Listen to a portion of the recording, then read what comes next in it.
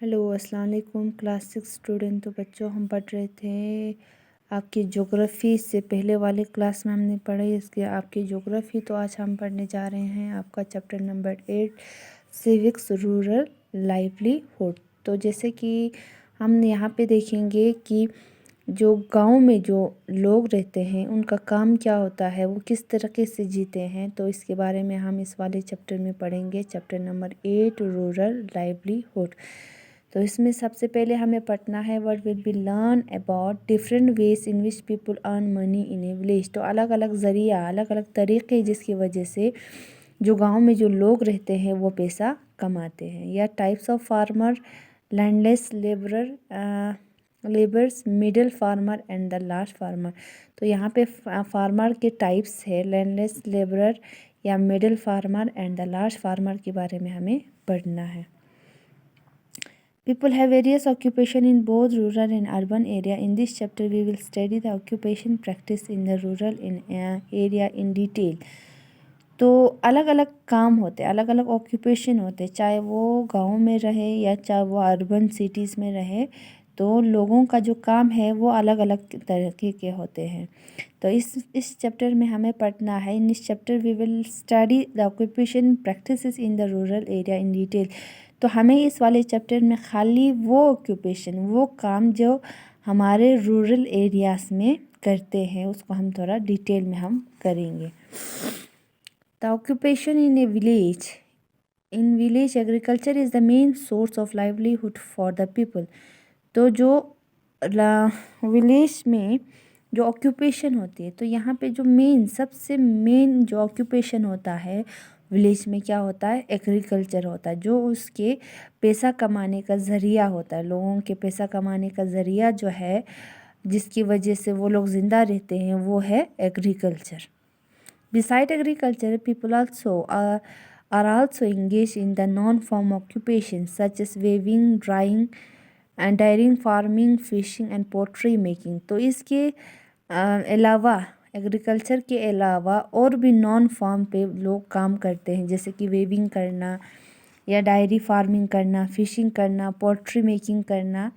तो let us find out the different occupation practice in village in the story given below. तो इसमें हम एक स्टोरी के ज़रिए से ये देखेंगे कि गाँव में क्या क्या काम जो है वो किए जाते हैं। Rashmi has just come back from her grandparents village Thilur. तो यहाँ पे एक रश्मि बोल की एक लड़की है जो कि अपने ग्रैंड पेरेंट्स के विलेज से जस्ट वापस आ गए थे थिलूर से। Her teacher has asked her to describe her experience at a village. तो उसके टीचर्स ने उसको कहा कि आप जो है डिस्क्राइब करो जो आपने विलेज में जो जो चीज़ें देखी, जो जो चीज़ें वहाँ पे आप लोगों ने देखी, तो उस चीज़ों को या जो एक्सपीरियंस को आप क्या करना है, शेयर करना है। Oh it was a wonderful experience ma'am. तो रश्मि ने बोला ये एक बेहतरीन एक्सपीरियंस है मैम, ये एक बेहतरीन एक्सपीरियंस है।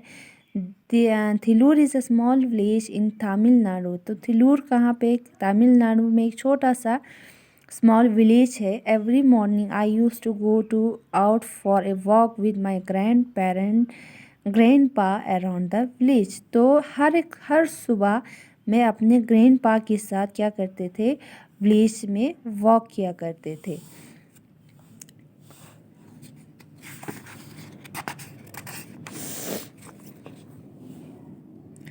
It was also the time when most of the people in the village could be seen rushing to their field। तो ज़्यादातर वहाँ पे लोग जो है कहाँ पे जाते हैं, अपने फील्ड्स में चले जाते हैं, अपने खेतों में चले जाते हैं। Heading back home, we always stop in main बाज़ार to eat my favorite sweet। तो मैं क्या करती थी, वहाँ पे बाज़ार में जाती थे हम, तो वहाँ पे स्टॉप करके हमें वहाँ पे जो मेरा फेवरेट स्वीट है वो जो वहाँ पे मैं खाती थी।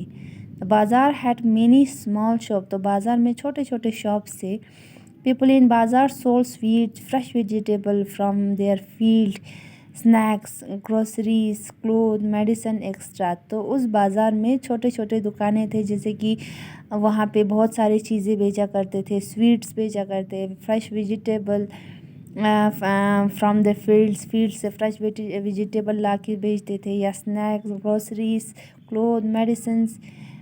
There was also a dairy which supply fresh milk and the milk product.